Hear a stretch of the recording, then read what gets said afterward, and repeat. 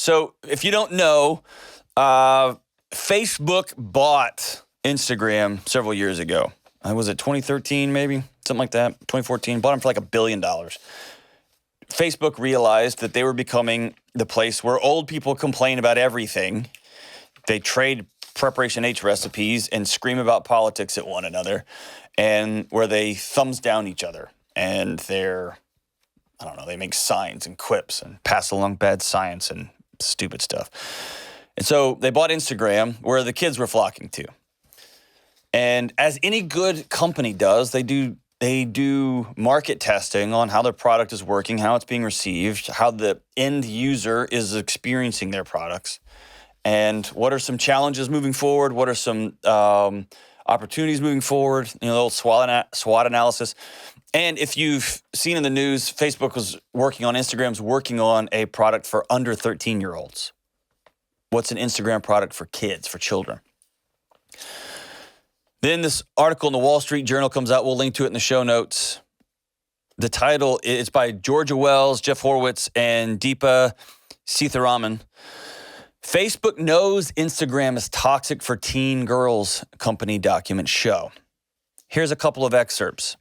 32% of teen girls said that when they felt bad about their bodies, Instagram made them feel worse. This is from internal research that they did on their own product inside their company I don't know how this thing was leaked, but it was internal research documents presented to employees, including the executives.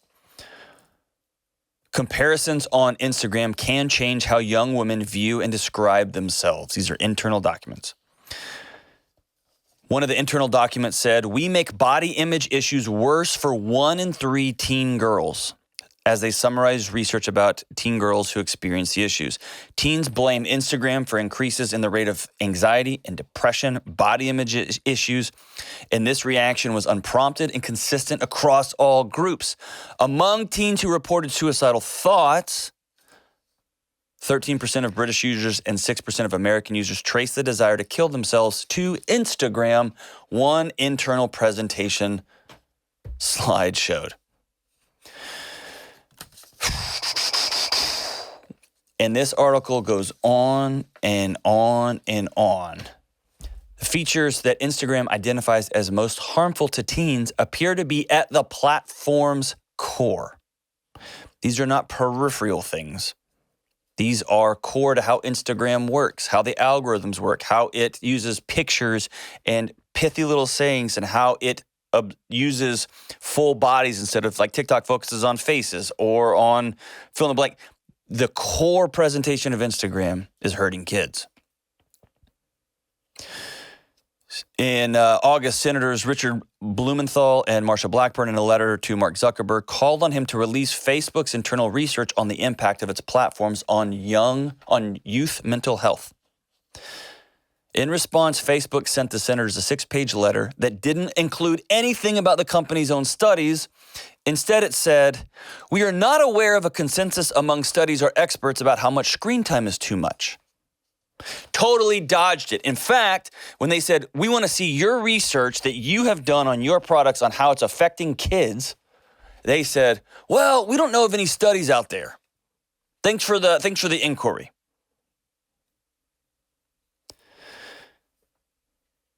Remember when smoking, tobacco producers had all those studies on cancer, and they said, oh, crap, and they buried them? And as several more companies are coming to the forefront, they're buying their own scientists, they're hiring scientists, and then they're doing their own internal research, not relying on university labs often, because university labs are publicly funded, and that means the results, both good and or bad, are in the public sphere. And so if I just hire my own scientists, do my own internal data, my own internal research, I own all the results, which means I can take the bad ones and put them in a shredder.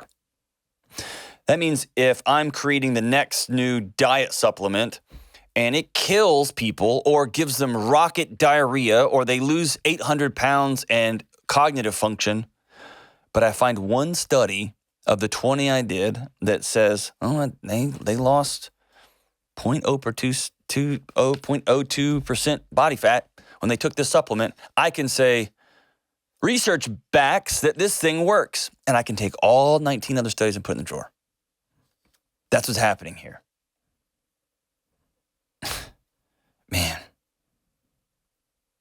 Some of the researchers, Jonathan Haidt said, I asked Mark Zuckerberg to help us out as parents. And Mark said, I'm working on it.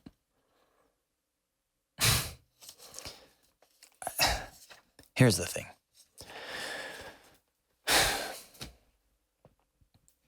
I promise you, both from my personal experience, from the data, the ever-increasing data that is coming out in study after study after study after study, that handing kids a smartphone and saying, make good choices, is going to have dramatic negative effects. What your kids are desperate for is you and human connection and friends, not curated, imaginary worlds that look real and that make them feel worse about themselves, that make them want to not exist anymore. And the company, I'll say plural, the companies that are creating this know. They know. And it's just a matter of time, and we're all going to say, ugh, we knew better. I'm calling on us parents, let's do it differently. Let's be different. It's my friend Nathan and I, we are always back and forth. Be the only one. Be the first and only parent in your little circle that says, you know what, we're just taking this crap away from our kids. We're taking it away. We're going to make our kids communicate with real people. They can Zoom their friends in the living room, but they're not going to be on these platforms just scrolling. Parents, connect with your kids. Take the screens away. Take the apps away, the social media away. Stop. You can disagree with me on that. I'd love to hear your disagreements. Write me your emails. Let me know that I'm wrong and that I'm crazy. I'd love to hear it. I've not seen one compelling research study, one compelling interaction with a child who made me think, you know what, I'm wrong. I should give all my kids social media. They're 7. They should have TikTok. You're right. They are 9. They should be on Instagram. Yeah, you know what? I need to get my kids Twitter. That's probably a smart idea. I haven't seen one.